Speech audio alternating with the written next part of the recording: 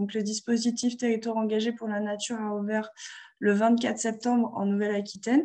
Donc, c'est un dispositif national qui est décliné régionalement.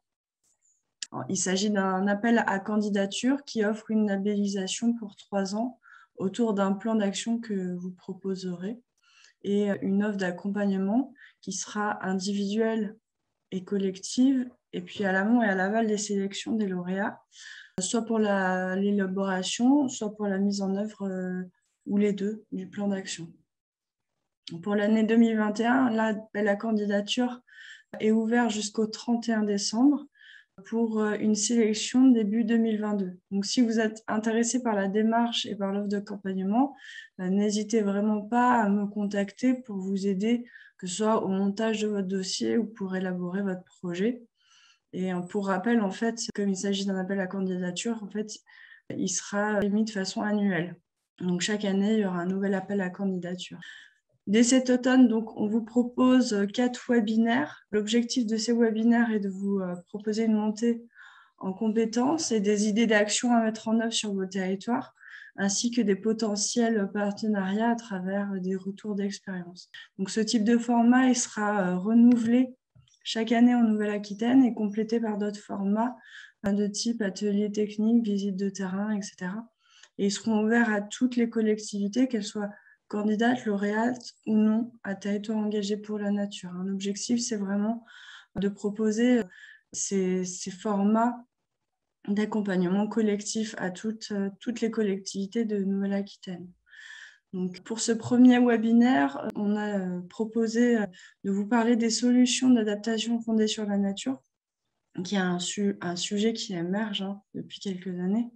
Pour vous parler de ce nouveau concept qui existait déjà auparavant via les solutions fondées sur la nature, on va justement discuter en fait des grandes lignes, de ce que c'est, et puis des possibilités d'action. Donc, on aura 3 intervenants avec nous ce matin. Donc, Géraldine Olivibert du CEREMA, de la délégation régionale sud-ouest, qui vous présentera le concept et les quelques chiffres clés en France et plus particulièrement en Nouvelle-Aquitaine. Solène Faure de la direction régionale Nouvelle-Aquitaine de l'Office français de la biodiversité sur les grands principes et les leviers d'action à mettre en œuvre sur les solutions d'adaptation fondées sur la nature. Et Olivier Ducuin de l'association Lincoln qui nous fera un retour sur le projet Arboretum qui a été mené dans la commune de Pau. Voilà. Je laisse Géraldine qui va introduire rapidement ce que sont les solutions d'adaptation fondées sur la nature. Oui, bonjour à tous. Alors, avant de commencer, on voulait un petit peu, pour démarrer ce webinaire, faire un petit nuage de mots, en fait, pour avoir ce qu'évoque la notion de solution fondée sur la nature. Donc, pour cela, on va utiliser un petit outil qui s'appelle Menti. Vous tapez je l'ai mis dans le fil de discussion, vous trouverez, sinon vous tapez sur un moteur de recherche www.menti.com et vous saisissez le code qui est aussi dans le fil de discussion. Et en quelques mots, vous pouvez saisir et puis on verra apparaître, je vais partager l'écran en direct, on verra apparaître ce qu'évoque pour vous cette notion de solution fondée sur la nature. Donc, on va se laisser 2-3 minutes pour que vous ayez le temps d'aller sur menti.com et de saisir le code. Et moi, je vais partager pour qu'on voit au fur et à mesure ce qui apparaît. Donc là, vous devez avoir l'écran partagé, je pense que c'est bon. Donc, on a quelques mots qui arrivent, n'hésitez pas, on ne sait pas qui a saisi quoi. C'est juste pour avoir votre notion de départ sur ces solutions, ce qu'évoque pour vous cette notion de solution fondée sur la nature. Donc, on voit le terme durable qui arrive, associé à la notion de biodiversité, de résilience, biométisme également. D'autres mots arrivent, restauration, donc on est dans le terme d'action déjà, associé au terme d'action. Fonctionnement, je vois apparaître végétal, arbre, donc en lien avec nature, biodiversité, la notion de corridor écologique aussi. Donc ça permet d'appréhender un petit peu votre notion sur ces termes-là. Je pense que tout le monde a pu saisir, on va arrêter le partage. Trame verte et bleue, continuité écologique, fonctionnement. J'arrête le partage. pour qu'on puisse démarrer donc, la première présentation. Merci d'avoir joué ce petit jeu pour démarrer.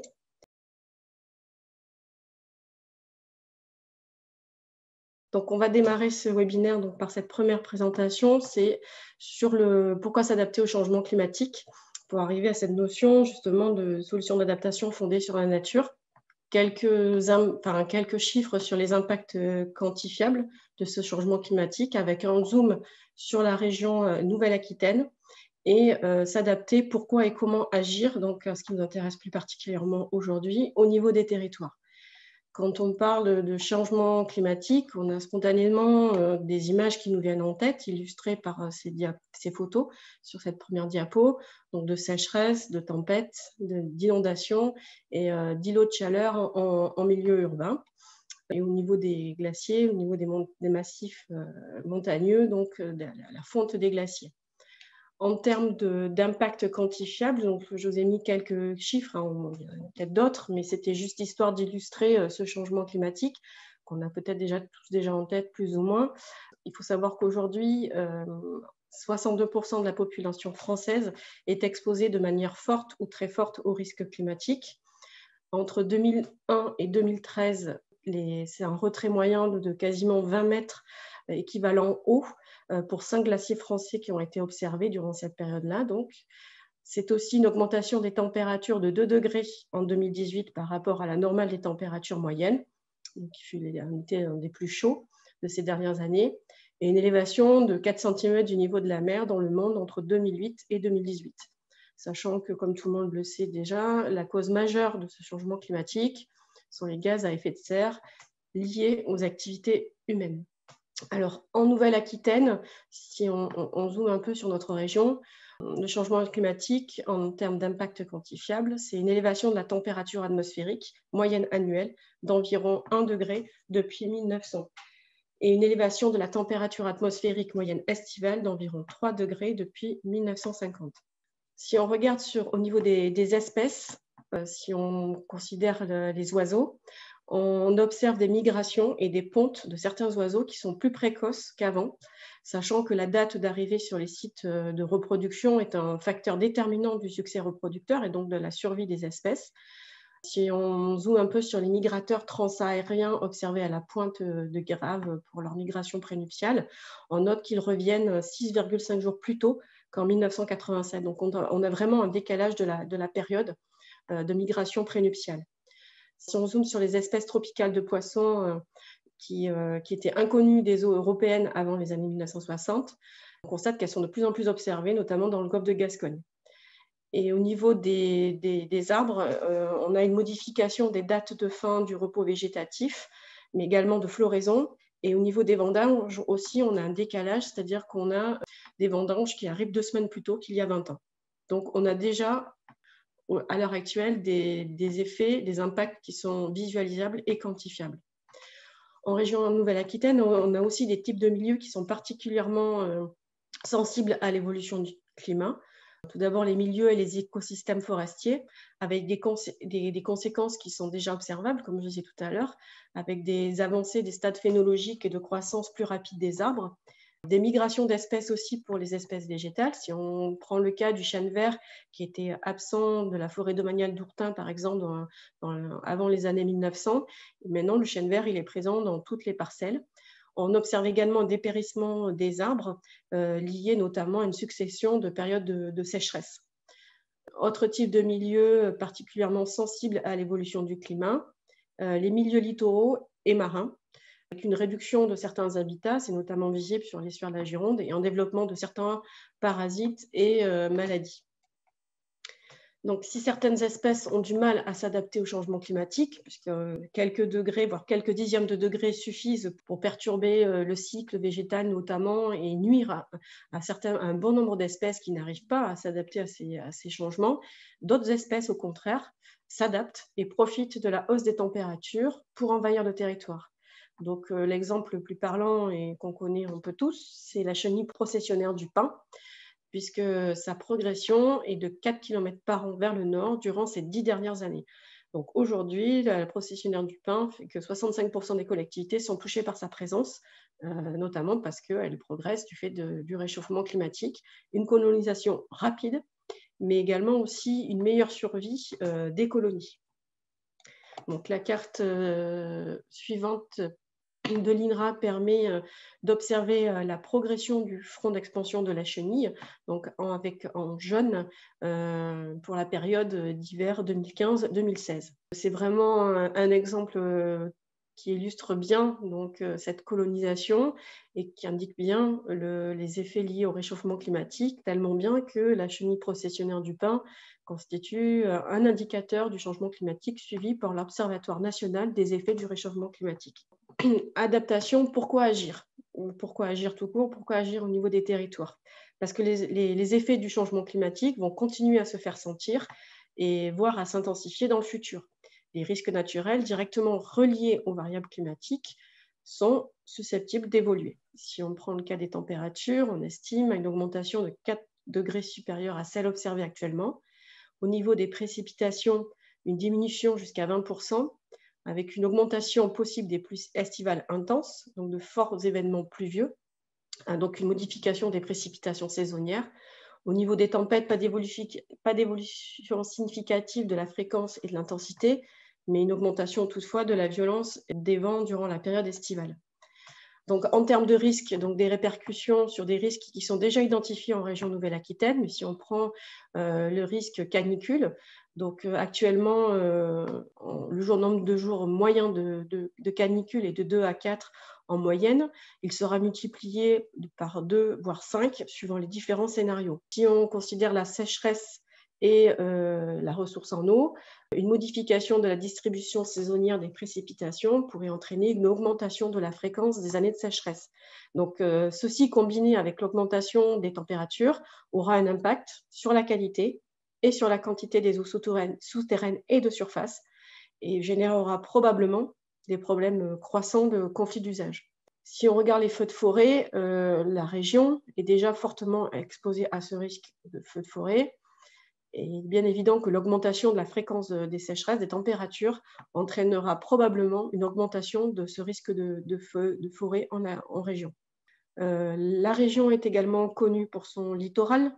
Ce littoral, ce milieu pourrait être intensément modifié par la remontée du niveau marin et ce phénomène augmentera les risques côtiers de submersion marine lors des tempêtes et d'érosion. Autre risque naturel qui va augmenter, s'intensifier probablement, c'est le retrait-gonflement des sols argileux avec toutes les conséquences que ça peut avoir au niveau territorial, au niveau des bâtiments et des dégâts que ça peut occasionner. Donc, si le retrait-gonflement des sols argileux est un phénomène naturel, qui est dû aux variations de volume de sol argileux sous l'effet de l'évolution de la teneur en eau, comme on l'a dit tout à l'heure, la modification de la distribution saisonnière des précipitations associée à l'augmentation du risque canicule entraînera une augmentation de ce problème, de ce phénomène de retrait-gonflement des sols argileux, qui est déjà fortement prégnant en région. Et en termes d'inondation, dernier risque, on va également avoir, notamment au niveau des massifs montagneux, des conséquences également sur les mouvements de terrain sur ces massifs-là. Donc l'adaptation, pourquoi agir au niveau des territoires? S'adapter, c'est agir, c'est-à-dire développer des actions visant à limiter les impacts négatifs du changement climatique et d'en maximiser les effets bénéfiques. Donc c'est une démarche d'ajustement au climat et à ses conséquences. Quand on parle d'action, les actions, elles peuvent aussi bien concerner les modes d'organisation que les activités, la localisation des activités, que les techniques employées. Pourquoi agir au niveau des territoires? Parce que les collectivités sont en première ligne, notamment sur la lutte contre la surchauffe urbaine, sur la préservation de la ressource en eau, pour agir sur la lutte contre le risque d'inondation, agir à court terme, mais pas que, à court terme pour protéger les populations des catastrophes naturelles et aussi pour protéger les activités économiques, mais agir aussi sur le long terme en cohérence avec les stratégies d'aménagement du territoire. Donc il y a différents domaines sur lesquels il est possible d'agir, car relevant de la compétence des territoires, Si on regarde l'aménagement et l'urbanisme, les collectivités sont en mesure d'agir en termes d'aménagement foncier, notamment via les documents d'urbanisme, tout ce qui est SCOT et PLUI, la protection des zones agricoles, les autorisations de construire et d'aménager. Si on regarde les milieux et les risques naturels, ça relève de la compétence en termes d'aménagement de ces milieux-là, et aussi pour la gestion des milieux aquatiques, et en termes de prévention des inondations. Quand on s'adapte, on ne pense pas forcément, mais cela peut générer également des gains économiques, en anticipant les impacts sur les infrastructures et les entreprises liées au changement climatique, en développant un nouveau modèle économique plus viable, en évitant des pertes d'emplois. On peut avoir des gains économiques.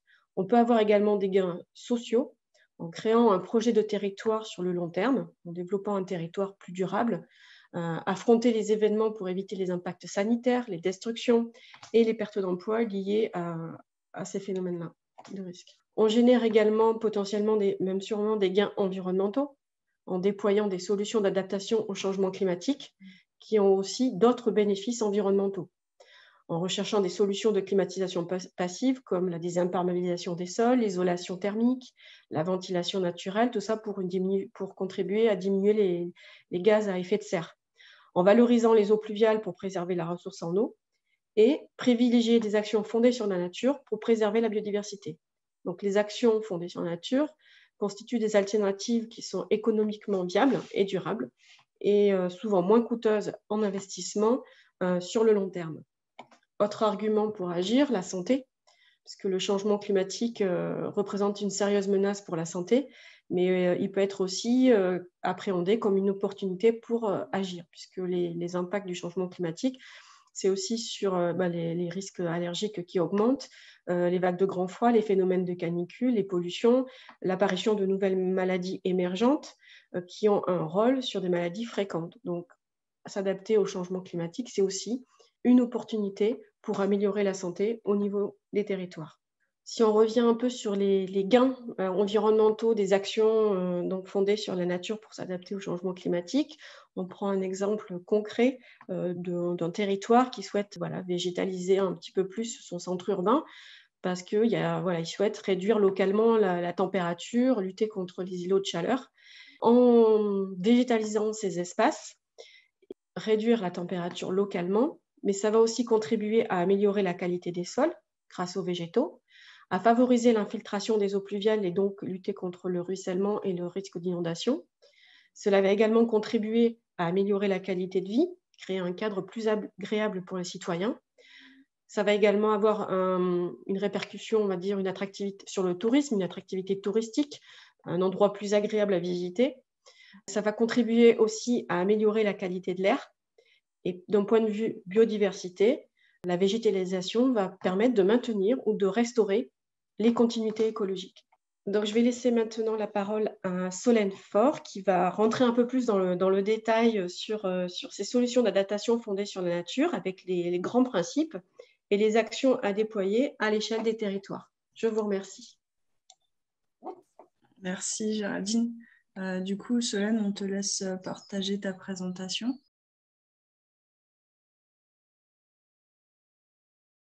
Bonjour à tous, donc je suis Solène Faure.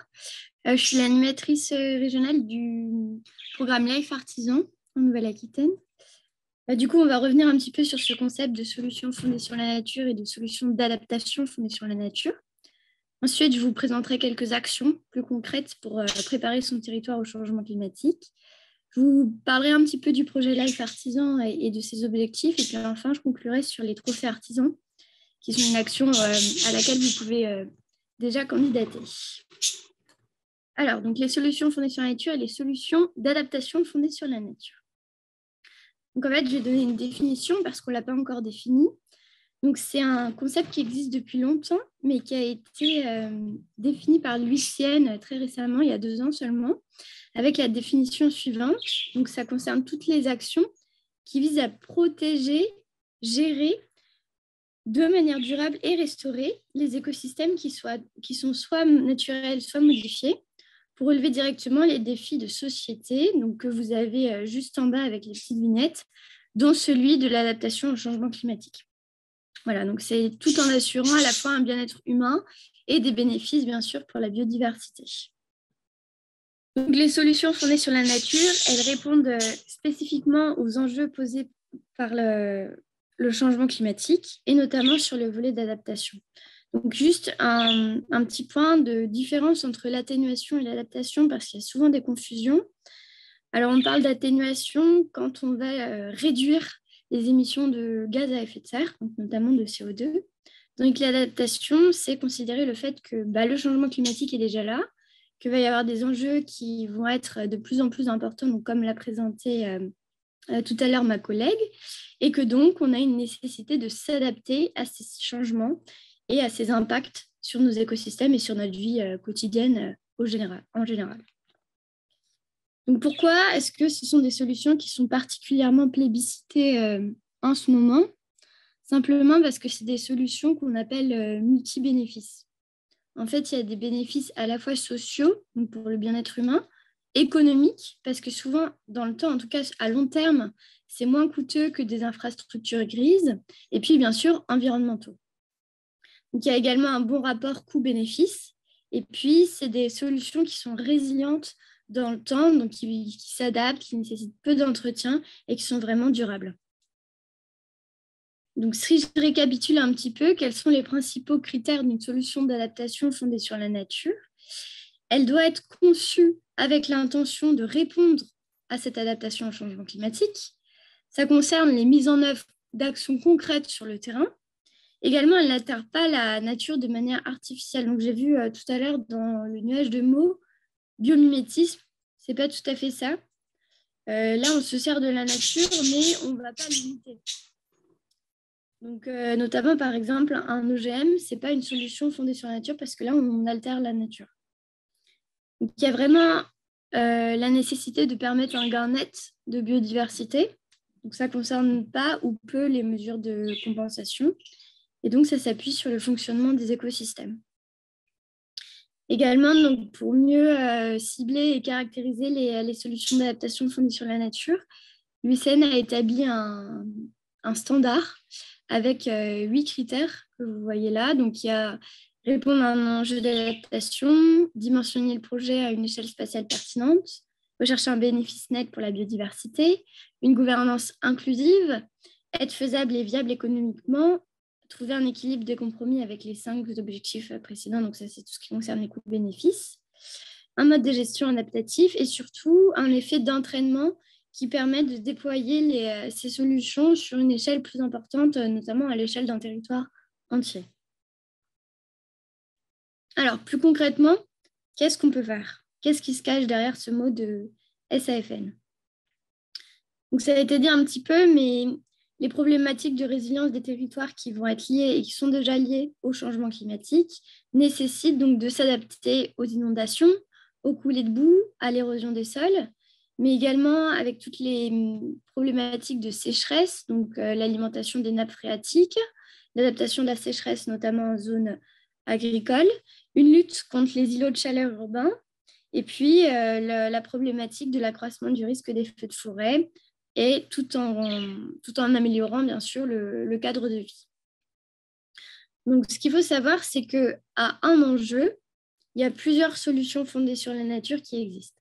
Donc, par exemple, si on prend l'enjeu sécheresse-canicule, on va avoir le risque de retrait gonflement des argiles, les îlots de chaleur urbains, la perte de rendement agricole et encore le risque d'incendie.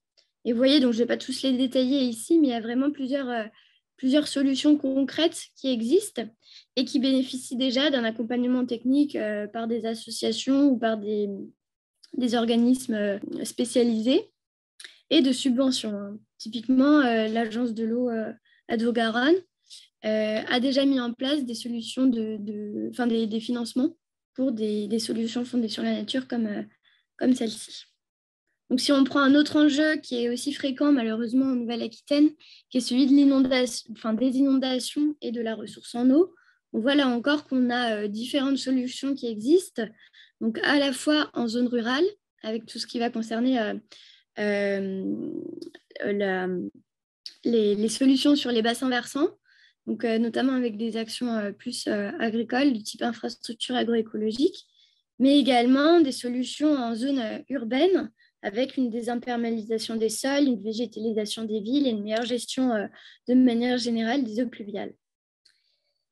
Donc, on a vu qu'à un enjeu, on avait plusieurs solutions, mais ça marche aussi dans l'autre sens. C'est-à-dire qu'une solution, elle est particulièrement bénéfique parce qu'elle répond à plusieurs enjeux. Donc, si on reprend l'exemple de la végétalisation des zones urbaines, on voit que ça aide à réduire l'inertie thermique des bâtiments, de réduire localement la température, maintenir les continuités écologiques, améliorer les sols, améliorer la qualité de l'air, améliorer l'attrait touristique, la qualité de vie, et puis d'infiltrer l'eau pluviale. Alors, plus concrètement, des leviers pour agir grâce à la nature. Donc, si on prend l'exemple de la lutte contre le ruissellement et l'érosion des sols. Donc, comme vous le savez probablement, donc, le régime de précipitation, il est déjà modifié par le changement climatique. Et on va avoir, en tout cas en Nouvelle-Aquitaine, des précipitations qui vont être particulièrement violentes l'été et une sécheresse, particulièrement violente l'hiver et une sécheresse marquée l'été. Donc, on a tout un problème de gestion d'eau pluviale avec l'enjeu d'infiltrer la pluie pour éviter ce qu'on voit à gauche, les images que je vous ai montrées là, donc un lessivage des nutriments contenus dans les sols, mais également des coulées de boue qui vont fortement impacter les infrastructures routières, notamment. Donc, si on se positionne à l'échelle d'un bassin versant, selon le chemin de l'eau, on agit en fait avec ces solutions selon 3 axes. Donc, d'abord, on va favoriser l'infiltration de la pluie. Ensuite, on va ralentir et réinfiltrer le ruissellement. Et puis, plus en aval, on va écrêter les crues, c'est-à-dire qu'on va permettre une expansion de la zone de crue de la rivière ou du cours d'eau, en tout cas. Donc, des exemples concrets de mise en place de ces solutions. Donc, ça va être typiquement la bande enherbée, aux abords notamment des cours d'eau, qui va jouer vraiment le rôle de zone tampon donc pour réinfiltrer l'eau. Également, en aval, on va avoir les fossés arrédants. Donc, en fait, vous voyez, l'eau va couler le long du bassin versant, va atterrir dans cette sorte de fossé, va être retenue le temps de s'infiltrer plus en profondeur. Et puis, en amont, on va pouvoir positionner des haies ou des fascines perpendiculairement à la pente, toujours pour freiner ce ruissellement et permettre qu'il se réinfiltre pour une meilleure répartition de l'eau. Alors, un autre exemple, cette fois-ci en zone urbaine, c'est celui de la ville éponge. Donc, en fait, on considère qu'il y a 70 à 80% du volume des pluies qui pourrait être géré en fait, sans rejet si on végétalisait davantage nos villes. Et donc, ça, c'est des habitudes qu'on doit prendre, des nouvelles habitudes qu'on doit instaurer, notamment dans les documents d'urbanisme et dans les nouveaux projets de construction. Donc, les solutions, ça va être tout ce qui concerne les noues, les jardins de pluie et également la place de la rivière en ville. Donc, je vous ai mis quelques petits exemples ici. Donc, on a par exemple une optimisation de la zone naturelle d'expansion des crues avec un endroit où on va notamment laisser cette zone vierge avec pas de construction. Une mare urbaine. Et puis, la végétalisation, donc avec les arbres, et puis une strate beaucoup plus basse qui va permettre justement cette infiltration de l'eau de pluie et puis un rafraîchissement urbain. Donc, je voudrais qu'on revienne un petit peu sur cet exemple de la noue. Donc, c'est une technique qui est particulièrement efficace et qui existe sous différentes formes. Donc, on a la noue hydraulique qui est la noue un peu plus basique, donc qui remplit les fonctions hydrauliques d'infiltration des cours d'eau. Donc, vous voyez, c'est un petit peu incliné. Hein. Donc, l'eau va couler et s'infiltrer ensuite dans le sol. Mais également, il y a des noues qu'on va appeler paysagères, avec cette fois-ci beaucoup plus d'essence. Donc, ça a aussi le rôle d'embellir la ville et puis d'avoir un attrait pour le bien-être humain et puis un attrait écologique. Et enfin, on a justement la noue écologique.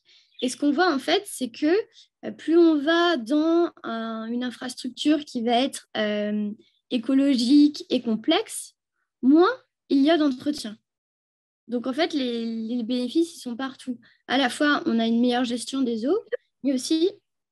Oui, pardon, quelqu'un voulait intervenir? J'ai entendu quelque chose. Enfin, de toute façon, on aura un temps pour les questions après. Donc, on voit que c'est des aménagements qui sont moins gourmands en eau et surtout en entretien. Donc, c'est vraiment tout bénéfice et en plus, c'est joli. Alors enfin, un dernier exemple, c'est la lutte contre les îlots de chaleur, avec encore la végétalisation des espaces. Donc là, on essaye de réduire les surfaces minéralisées, de réintroduire la végétalisation, notamment grâce à la trame verte, qui est aussi sortie pas mal dans les nuages de mots au début, et puis d'utiliser les espaces délaissés pour générer de la fraîcheur. Donc typiquement, les parkings, on peut désimperméabiliser pour amener de la fraîcheur et qui ne vont pas gêner à outre mesure.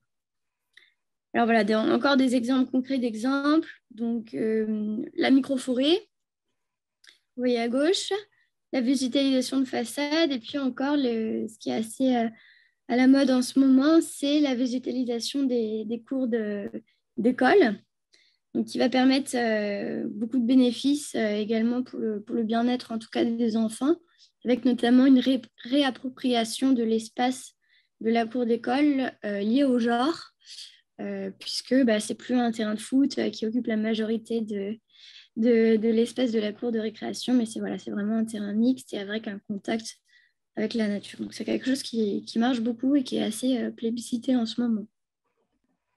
Maintenant, je vais vous présenter un petit peu le projet Life Artisan que j'anime et les objectifs qu'il a en région.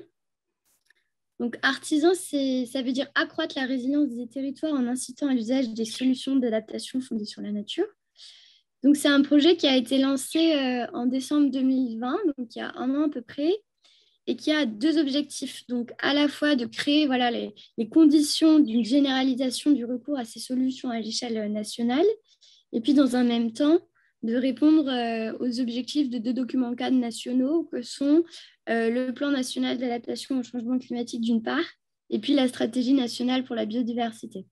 Donc vous voyez vraiment les solutions d'adaptation fondées sur la nature, c'est vraiment répondre à la fois à l'enjeu du changement climatique, mais aussi à celui de la lutte contre l'érosion de la biodiversité et de la préservation de celle-ci.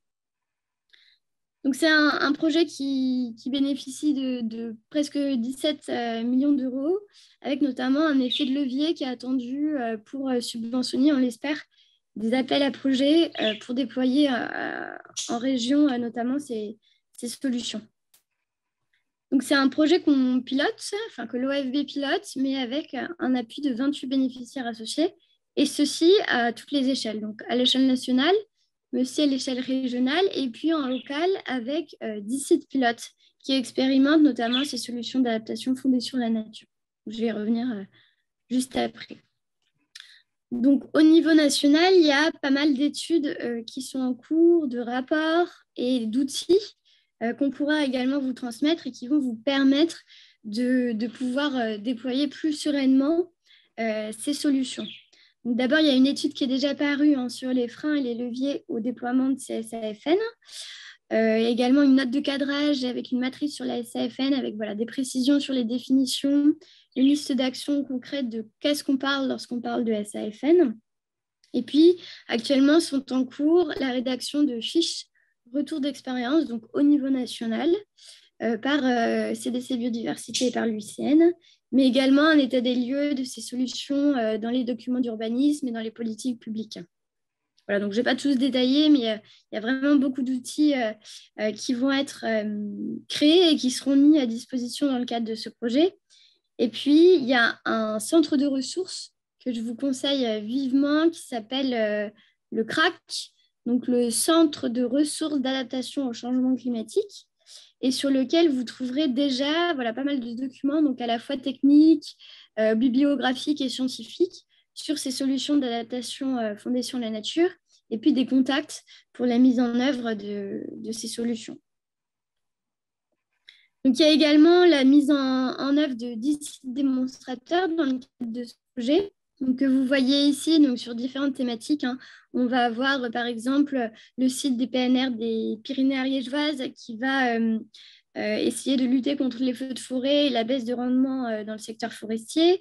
On va avoir plusieurs sites, donc le syndicat mixte des 4 vallées de la Brie, la communauté d'agglomération du centre littoral en Guyane, mais aussi la communauté de communes de Saint-Ménin de Montauban, donc près de Rennes, qui vont lutter justement contre ces problématiques d'inondation. Et puis, on va avoir plusieurs sites aussi qui vont travailler sur la thématique des îlots de chaleur urbains. donc des villes, hein, la ville de Lille, la ville des Mureaux et puis la métropole du Grand Lyon. Donc, bien sûr, on va avoir des retours hein, sur ces sites démonstrateurs avec un suivi, une évaluation. Et le but, c'est vraiment que ça serve d'exemple à d'autres collectivités pour mettre en œuvre ces solutions-là. Donc, en Nouvelle-Aquitaine, vous le voyez, on n'a pas de site démonstrateur.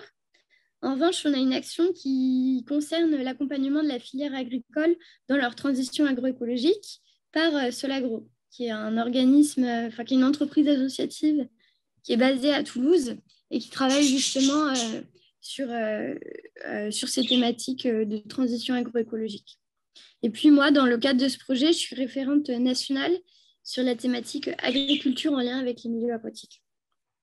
Donc rapidement, juste pour que vous en ayez connaissance sur l'action de Solagro. C'est une action qui va avoir lieu en Nouvelle-Aquitaine et en Occitanie et qui vise à accompagner donc 4 territoires agricoles, donc 2 en Nouvelle-Aquitaine et 2 en Occitanie, avec à chaque fois l'accompagnement d'une collectivité territoriale et d'une coopérative agricole. Donc l'accompagnement, il a déjà commencé en Occitanie et il concerne la Fédération départementale des CUMA en Aveyron et également le Conseil départemental du Gers.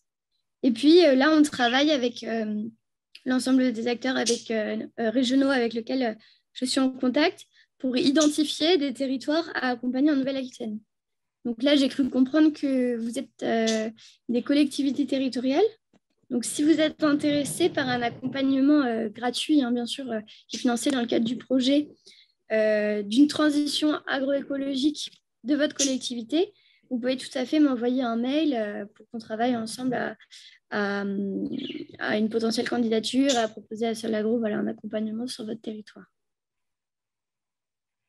Donc, également, mon poste en tant qu'animatrice régionale, il existe dans les autres régions. Et on a pour objectif, en tout cas pour rôle, de mettre en place un réseau régional pour assurer une cohérence d'action sur ces solutions d'adaptation fondées sur la nature, mais également un relais d'information et de ressources auprès des collectivités locales et des acteurs économiques. Donc, si vous voulez mettre en œuvre des solutions d'adaptation fondées sur la nature, que vous ne savez pas vers qui vous tournez, moi, je suis aussi chargée de vous mettre en lien avec les acteurs qui pourront vous accompagner donc d'un point de vue technique et puis d'un point de vue financier. Voilà. On a rédigé déjà un panorama des enjeux régionaux, donc notamment liés au changement climatique. Et puis là, on élabore une stratégie qui va être déclinée en plan d'action opérationnel sur 5 ans pour la mise en œuvre de ces solutions d'adaptation fondées sur la nature en Nouvelle-Aquitaine. On est également intéressé, bien sûr, par les retours d'expérience pour que, lorsque vous voudrez mettre en place des solutions fondées sur la nature, on puisse également vous mettre en contact avec des territoires qui ont déjà mis en place des solutions fondées sur la nature similaires et pour qu'il y ait vraiment un partage d'expérience autour de ça.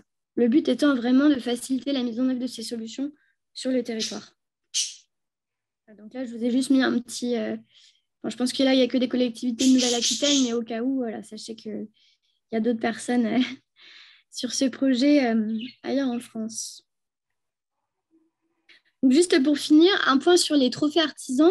Donc, ça concerne notamment les territoires qui ont déjà mis en œuvre des actions d'adaptation au changement climatique. Peut-être que vous êtes là et que vous avez déjà des connaissances de territoires qui sont déjà impliqués dans cette transition et dans cette adaptation-là. Donc, c'est un trophée qui est organisé par l'ADEME, donc dans le cadre du projet artisan, et qui concerne donc les acteurs publics, privés. Donc, ça concerne vraiment tout le monde, les collectivités territoriales, les agences nationales, les universités, les ONG, mais également les acteurs privés, donc les entreprises, qui ont mis en œuvre justement sur le territoire français une action d'adaptation au changement climatique. Donc, il y a 3 catégories d'actions qui vont avoir un lauréat. Donc, il y a ceux qui ont mis en œuvre des actions vraiment dans un but de réduction des risques climatiques, donc notamment des actions pour lutter contre le risque des inondations, de feux de forêt, voilà.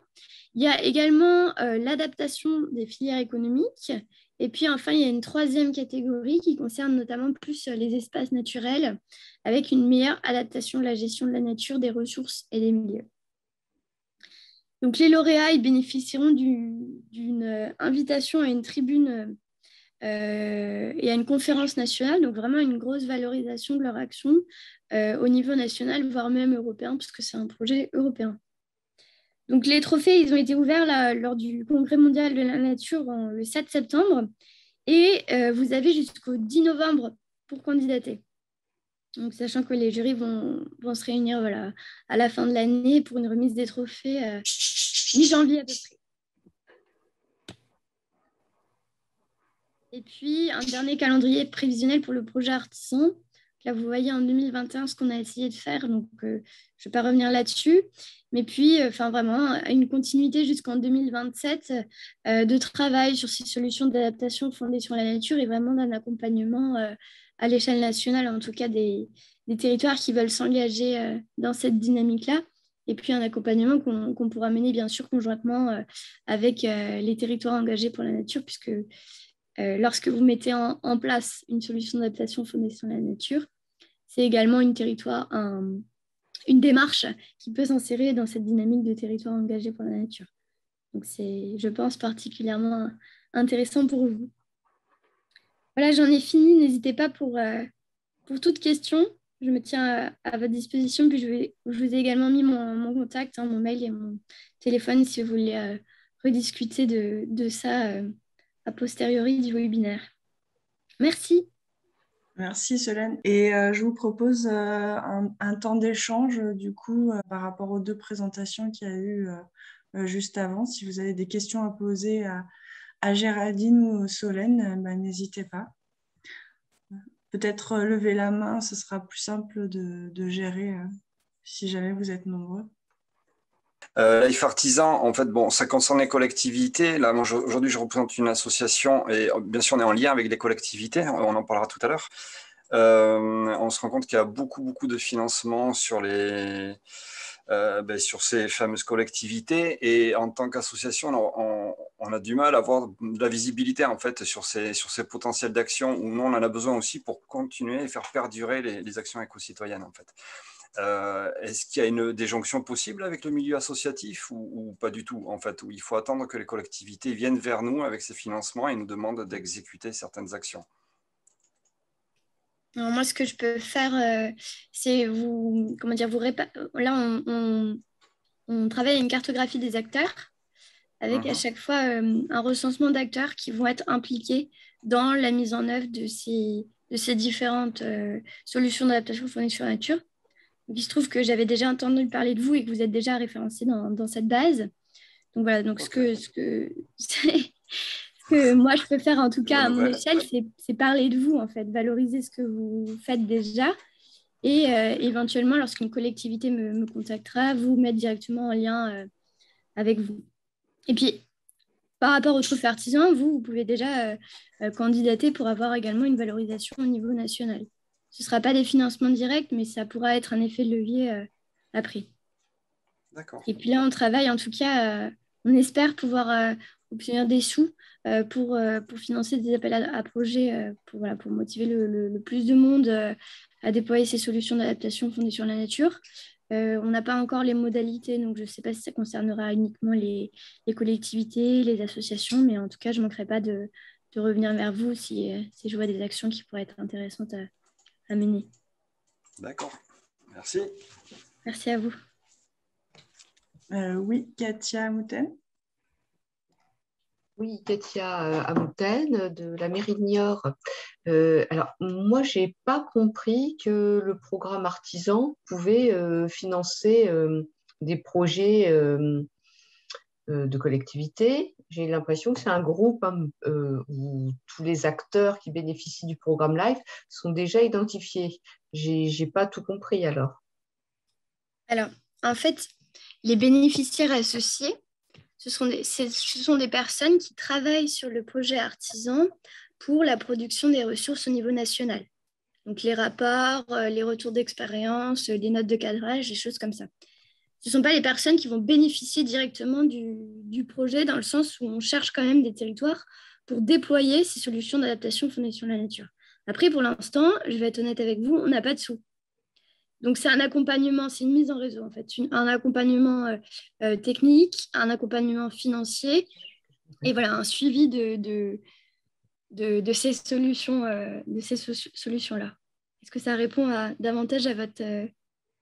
Oui, bah, c'est ce que j'avais compris. En fait, vous êtes plutôt, vous vous constituez plutôt en tant que centre de ressources techniques, mais pas centre de ressources financières. Et en fait, on peut vous faire remonter des actions qu'on mène dans les territoires, mais il n'y aura pas d'accompagnement financier. Il n'y aura pas de coup de pouce financier sur des actions qui peuvent être menées sur, par exemple, des imperméabilisations, végétalisation de cours d'école, ou enfin ce que vous avez cité, ce qu'on mène effectivement. Et en fait, c'est un petit peu ce qu'il y a, c'est que nous, la difficulté, même si c'est des solutions qui sont plus low cost, et ça on le sait tous, c'est vrai que les financements vont plutôt encore actuellement sur des projets soit de gestion classique, donc on n'arrive pas dans les collectivités, on n'arrive pas à faire, comment dire, migrer les dépenses de fonctionnement sur des dépenses de fonctionnement low cost. Donc, typiquement, par exemple, les réseaux d'assainissement, bah, c'est énormément encore du tuyau voilà, à poser et aussi à gérer. Et en termes d'investissement, c'est pareil, des gros investissements. Donc, si on n'a pas clairement des subventions qui sont mises sur des programmes qui sont solutions fondées sur la nature, et là, ce n'est pas par rapport à vous, c'est globalement, euh, on n'arrive pas à faire changer les pratiques. C'est le coup de pouce financier qui permet déjà de légitimer ces solutions, puisqu'il y a de la difficulté à faire comprendre que c'est des solutions qui sont pertinentes, efficaces au niveau technique. Et donc, si on a l'apport financier de l'État, puisque vous êtes l'État, ça légitime, même si ce n'est pas beaucoup, mais c'est important pour légitimer. Et après, bah, ça permet aussi de comparer, de dire, bah, voilà, là, il y a un peu de subvention, et en plus, la solution est moins chère. Donc, voilà, il faut ça. Je pense que les centres de ressources tels que vous le concevez, c'est important, c'est intéressant, mais ce n'est pas suffisant. Il nous faut vraiment le coup de pouce financier. Oui, merci pour votre intervention. Je suis tout à fait consciente et on travaille à ça. Et puis, dans un même temps, en tout cas pour l'instant, tant qu'on n'a pas débloqué des financements, on recense les financements en cours. Donc, n'hésitez pas à regarder. Les agences de l'eau, quand même, subventionnent pas mal de projets. Il y a également la Caisse des dépôts, CDC Biodiversité qui peut amener des différentes subventions. Donc, si je vais la semaine prochaine au colloque. Il y a le colloque Nature 2050 qui a lieu mardi prochain. Je vais voir pour trouver des financements, effectivement. Et là, c'est peut-être une question plus qui s'adresse à Laure, mais vous aussi, Solène. Est-ce que si on est labellisé TEN, ça sera peut-être plus facile d'avoir des financements CDC biodiversité? C'est quelque chose qui est à construire avec la CDC. Je dirais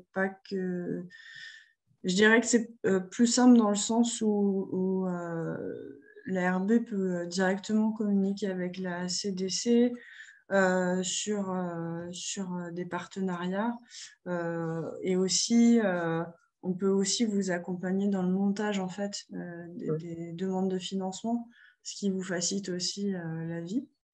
Après, pour l'instant, en fait, on n'a pas forcément discuté avec la CDC de savoir quelles seraient les passerelles entre TEN et leurs outils. Bon, bah, on l'a fait avec l'ADEME, hein, par contre. On ne peut pas le faire. Enfin, c'est un long processus quand même. Merci. Est-ce qu'il y a d'autres questions? Ok. Alors, je vous propose de passer à la suite avec Olivier Duclin qui va nous présenter le projet Arboretum à Pau.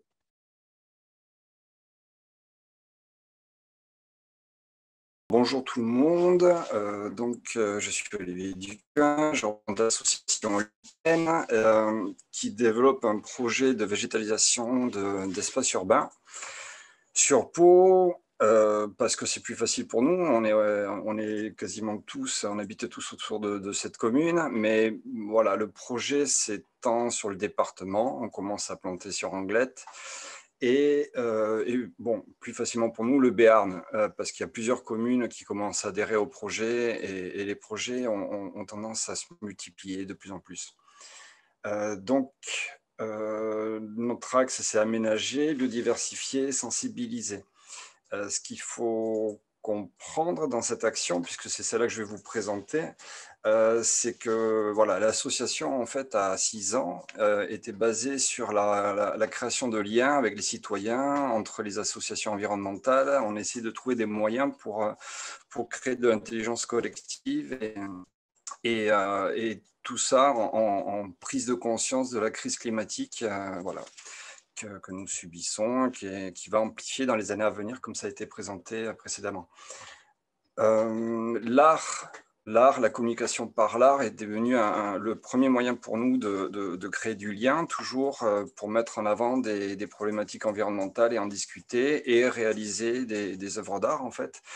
Et depuis 2 ou 3 ans, finalement, de fil en aiguille, la végétalisation et l'arbre est devenu vraiment l'élément essentiel des actions de Lichen.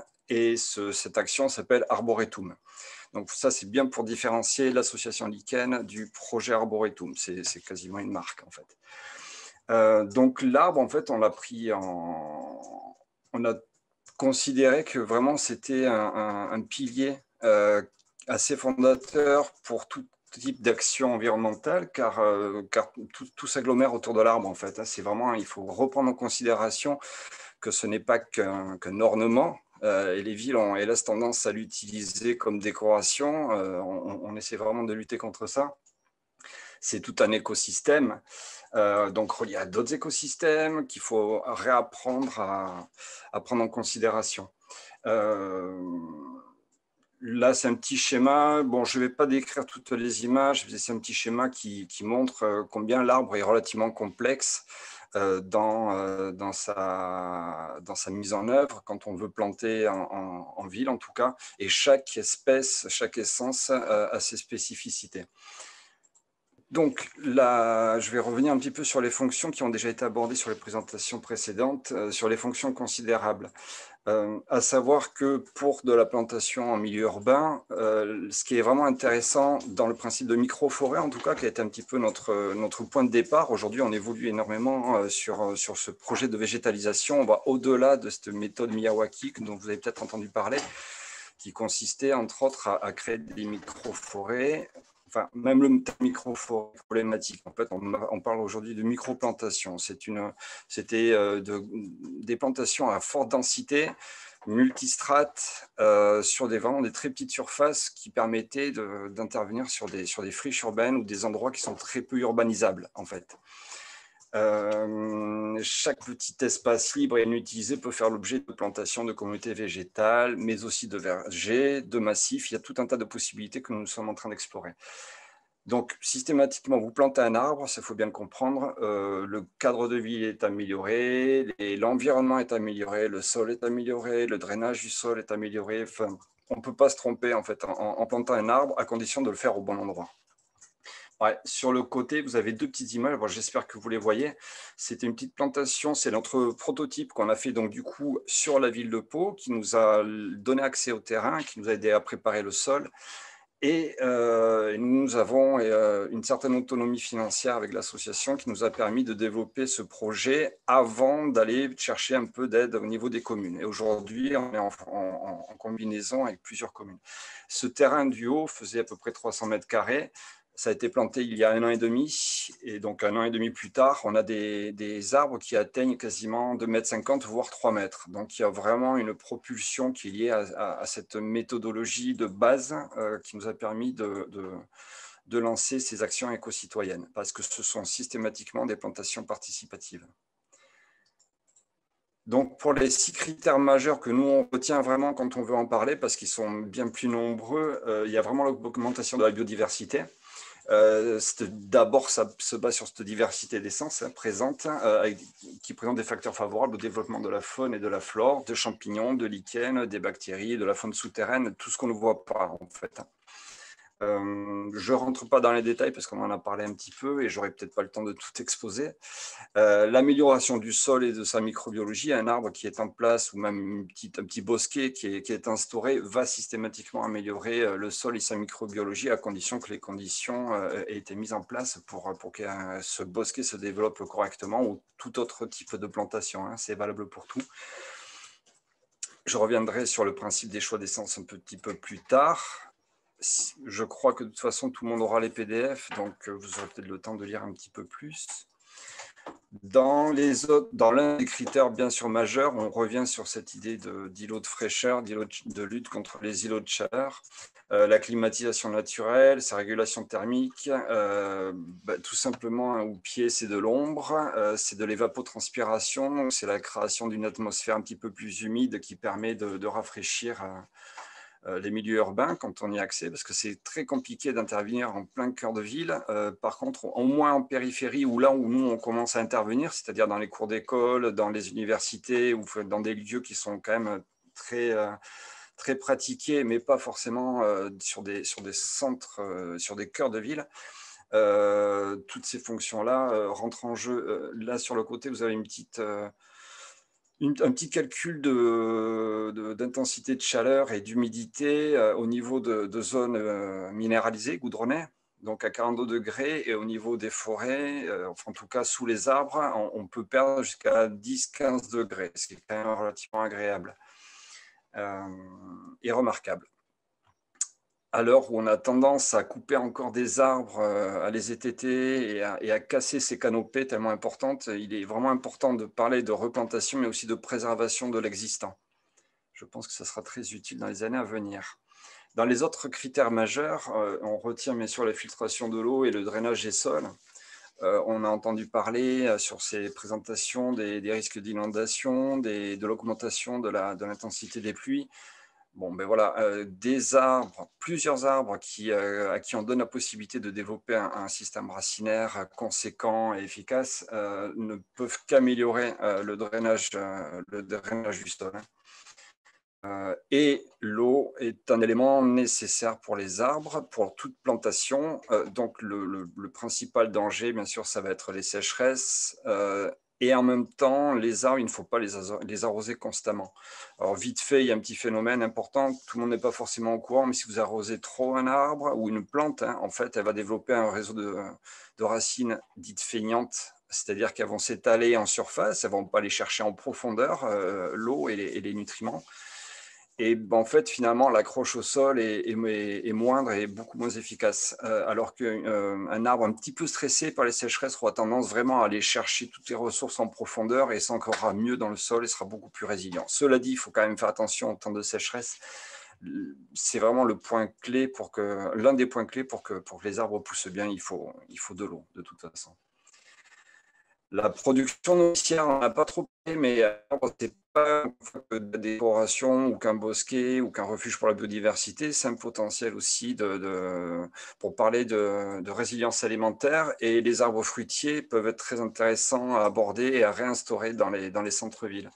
Alors, il y a ces problèmes dits de saleté, des fruits qui tombent au sol, de problématiques de produits projetés sur les arbres pour pouvoir avoir une production nourricière, mais ce n'est pas le but. En fait, le but dans un verger dit industriel ou agricole, ça va être de produire du fruit. Là, c'est avoir quelques fruits, de laisser les arbres se développer correctement et d'éviter bien sûr toute forme d'ajout de pesticides ou autres produits pour favoriser la croissance des plantes. L'arbre nourricier en ville est quelque chose de vraiment important à aborder. La production de nécromasse enrichissante, ça c'est le problème de l'entretien, ou en tout cas de la perception du sauvage en ville et de ce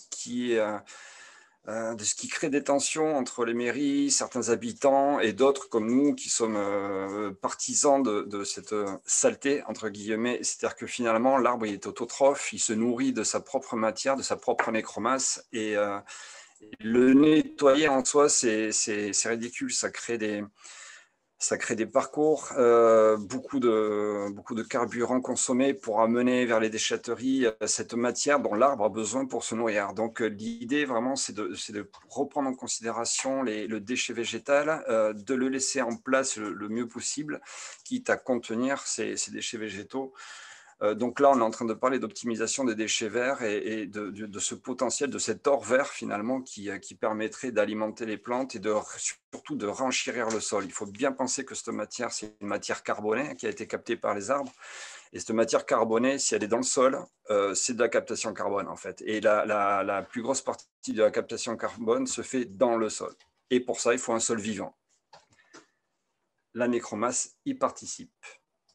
Alors, le champ des possibles, alors j'ai marqué en petit que lichen favorise les plantations pérennes, c'est qu'on nous, on ne s'attaque pas à tout ce qui est potager, c'est trop régulier, ça demande énormément d'entretien, donc on préfère vraiment les plantations d'arbres en règle générale, de haies, de vergers, tout ce que vous voulez, mais l'arbre est essentiel pour nous. Et ça, c'est des petits pictogrammes qui montrent à peu près partout où on pourrait éventuellement intervenir, en fait. Les espaces naturels, bien sûr, mais là, on va favoriser la végétation spontanée. Les vergers avec des guildes, c'est-à-dire des petits accompagnements de plantes, de massifs de plantes au pied des arbres, les coulées vertes, les corridors écologiques, les écoducs, ça aussi c'est un petit peu à la mode, on en parle de plus en plus, mais il y a instaurer des lieux de végétalisation sur les écoducs, ça se fait pas n'importe comment. Les placettes, les cœurs d'îlots, les micro-forêts, c'est une technique particulière. On ne peut pas la faire n'importe où. Il faut que stratégiquement, elle soit positionnée correctement. C'est très bien pour compléter des corridors écologiques, par exemple, ou pour créer des lieux pédagogiques. Ça aussi, c'est une de nos caractéristiques qui permettent d'observer une nature naissante, une nature en évolution. Les jardins urbains, les habitats végétalisés, les rues-jardins, les cours d'école, bien sûr, également à la mode. On participe avec une autre commune qui s'appelle Billère, à côté de Pau, qui est très, très engagée sur ces projets-là, en y intégrant également ce côté social de dégenrage des cours d'école, qui est assez intéressant. Donc, en fait, notre action, finalement, c'est du paysagisme, c'est de l'écologie, de la citoyenneté. Pourquoi on plante des arbres? Quelle approche du paysage? Ça fait partie des questions qu'on se pose constamment. On a donc pris conscience de cette crise climatique et finalement, notre action est très citoyenne, très autonome. Et finalement, les collaborations avec les communes se font au fur et à mesure, mais on développe aussi une partie budgétaire et financière en termes d'autonomie qui nous permettrait éventuellement d'aller aider des structures qui n'ont pas les moyens. Donc on essaie vraiment de se donner le temps pour pouvoir être le plus autonome. Ce qui est vraiment important, c'est que planter un arbre, cette vision du paysagisme, elle véhicule plusieurs valeurs et nous, la plus importante, c'est vraiment de reconnecter l'humain à la nature, surtout en ville, de sensibiliser toutes les générations à l'importance du vivant. On ne parle pas que d'arbres, on parle d'arbres, de sa biodiversité, de son écosystème, de tous les cortèges faunistiques et floristiques qui peuvent aller avec. Stimuler la citoyenneté, c'est aussi leur donner des possibilités d'action. En fait, on subit en termes de communication toutes les informations concernant les crises climatiques, mais finalement, on ne sait pas trop quoi faire. Planter des arbres, enfin venir en tout cas sur nos actions, c'est aussi un moyen de donner un petit peu d'espoir finalement. Planter des végétaux pour l'environnement, je ne reviens pas sur les présentations précédentes qui étaient très éloquentes à ce niveau-là. Restaurer les corridors écologiques, combiner nature et culture. Je vous parlais d'art en début de conversation. L'art, oui, l'art, la culture a besoin d'être impulsée au cœur de cette technicité de la plantation pour la rendre plus abordable, plus pédagogique, un petit peu plus sexy en fait finalement. Créer du beau et acculturer aussi nos interlocuteurs. C'est-à-dire que dans toute action, il y a toujours de la sensibilisation, un peu de technique, un peu de sensibilisation à la crise climatique et on se rend compte que finalement, il y a des services techniques qui sont très opératifs et très engagés et en fonction des strates hiérarchiques, on n'a pas toujours les mêmes niveaux ou la même cohérence en termes de développement de ce type de projet. Donc, on essaye d'avoir des discussions avec toutes ces strates administratives pour les sensibiliser.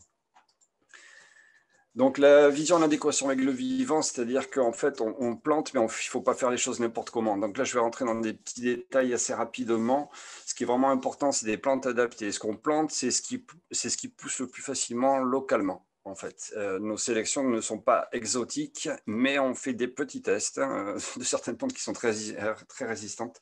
Cela dit, on part sur des bases de plantes dites indigènes. On plante jeune. Planter un arbre de 2 mètres, ça ne se fait pas forcément. Il faut planter jeune parce qu'ils vont s'adapter à tous les aléas climatiques et faire leur bois en fonction de ces aléas.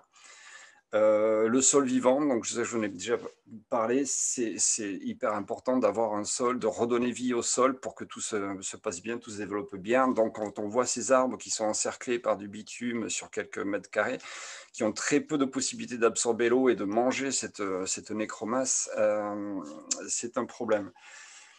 Je vais passer sur les constructions en dur. Les plantations, tout intérêt à présenter un caractère pédagogique et citoyen, je vous en ai parlé un petit peu. Nous, on plante pour stimuler la citoyenneté. Pour nous, c'est indissociable en fait. C'est l'appropriation des espaces urbains, c'est créer de l'affect vis-à-vis de ces plantations, c'est important.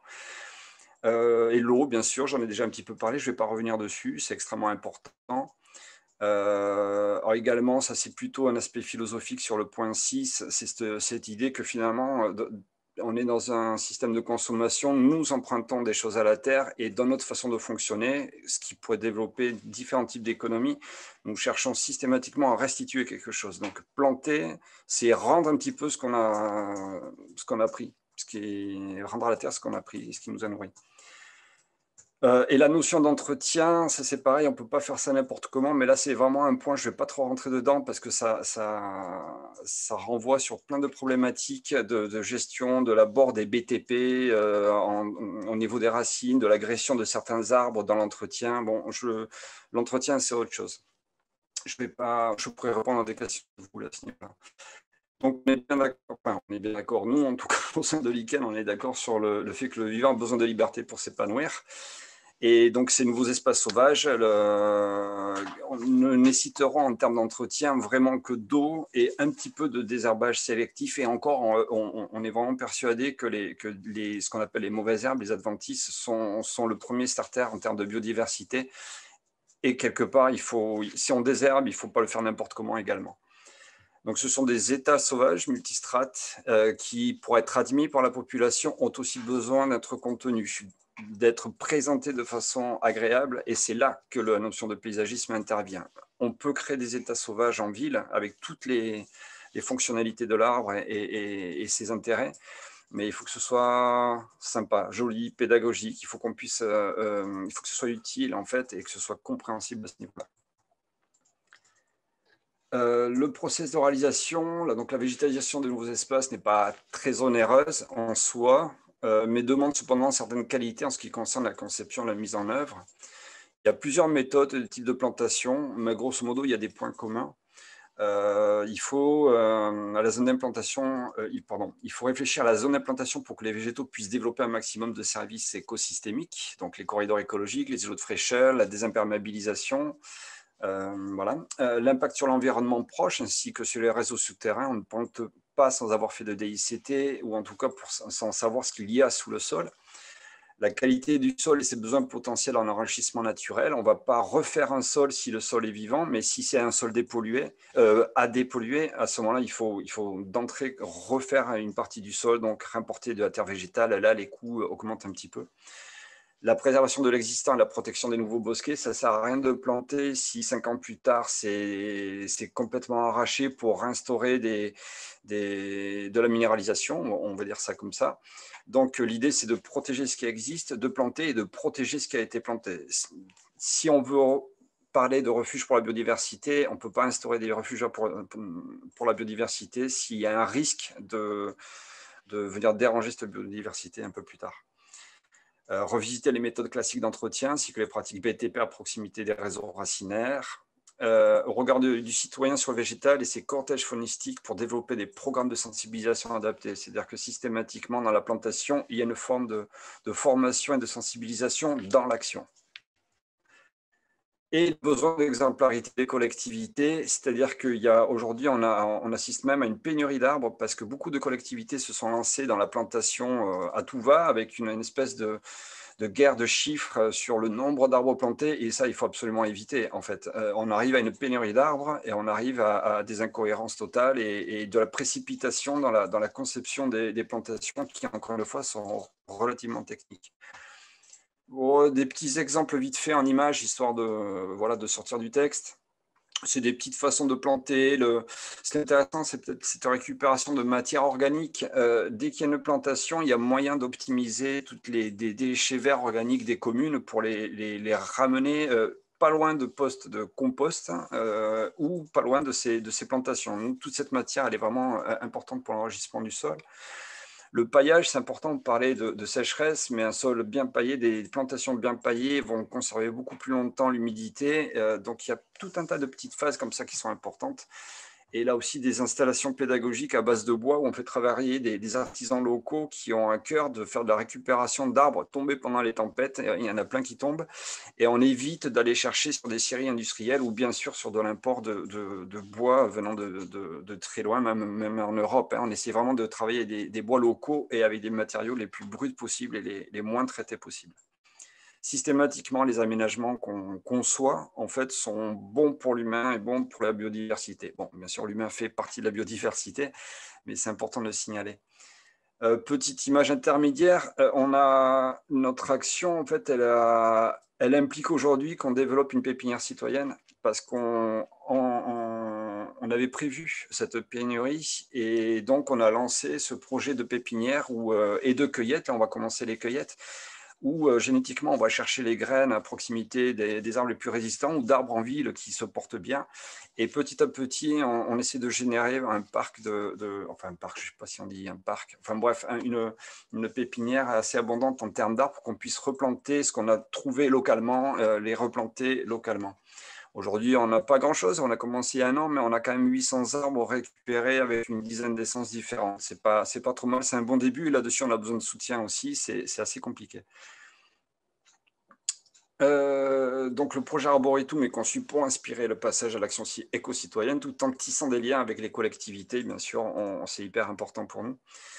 Et là, j'ai mis à titre indicatif quelques actions que nous menons en parallèle pour montrer que la plantation d'arbres et la création d'îlots de fraîcheur ou autres ne se passent pas de tout un tas d'autres possibilités d'action qui sont assez intéressantes, comme les plantations citoyennes, donc de micro-forêts, de micro-plantations.